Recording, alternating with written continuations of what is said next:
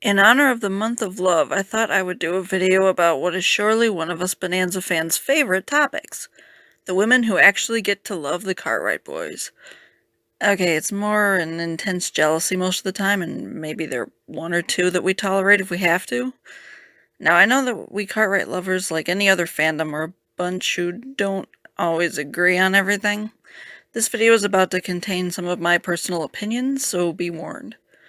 What I'm about to do here is pair each of the Cartwright boys with the love interest that I believe was best for them. Typically, there are at least two that I could have lived with for each Cartwright, but for the purposes of this video, we're only going to go with my first choice. If this video does well, then I might do a runner-up video for next Valentine's Day. So let's get into it. Number 1. Ben and Inger Bergstrom. I think that each of the boys' mothers brings something special to Ben's life. If I had to choose my favorite one, though, for this video I do, it would have to be Inger. Granted, we get 2 episodes dedicated to her, and we get to see the kind of mother she is more so than we do with the other 2, and that is definitely part of it. It's also about her personality. I think we can probably all agree that she's just so sweet and gentle. From the moment she hears that this man she's only known for a couple of seconds has a sick child, she does everything that she can do to help. She goes to great lengths to break through Ben's defenses and allows him to be happy again for what is obviously the first time since Elizabeth died. She has this beautiful line in the second episode, Journey Remembered, where she says that she's not Adam's mother, but he was entrusted to her. Ben is known to be a loving and warm father to all of his boys, and I think that Inger is the one who really started that. I get the feeling that Adam probably had to deal with a much more distant Ben before Inger came along. His grief made him harder to get close to.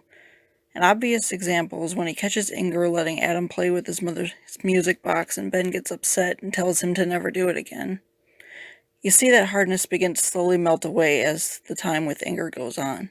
Even when she thinks that Ben is responsible for harming the other person that she's like a mother to, she still makes sure not to let Adam know that anything's wrong. Her dying words show her concern for her 2 boys more than anything else. She makes Ben able to love again and gives Adam a chance to feel a mother's love for the first time. If she had lived, I think they would have been very happy together long term. Number 2. Adam and Ruth Halverson. The episode itself is kind of corny, and we'll get into that when we do the guide for it, but Ruth herself is one of my favorite guest characters of the show. It's widely accepted by Adam gals that it would require a strong woman for him to have been married. We, of course, don't get very much time to get to know Ruth because she wasn't meant to have more than one episode, but the time that we do get, we see quite clearly that she's had no easy path in life.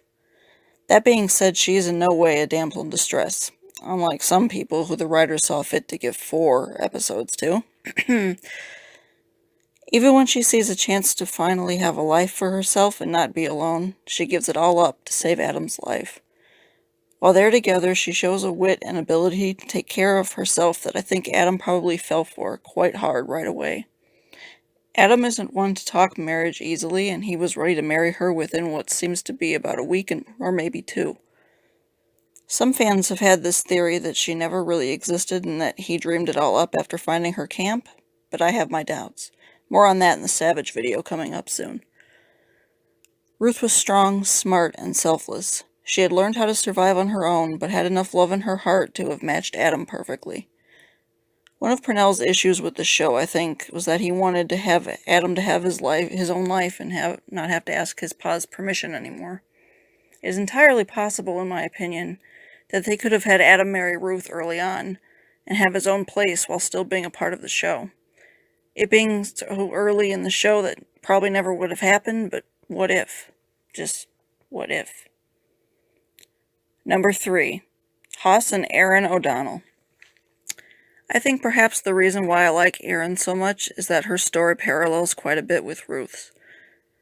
The main difference being that Erin was actually raised by Indians rather than being worshipped by them as a god.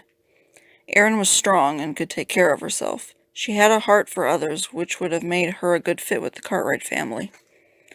Of course, Haas has a tendency to fall in love easily and always loves with his whole heart, even when it results in disaster. It's why we love our Ponderosa teddy bear.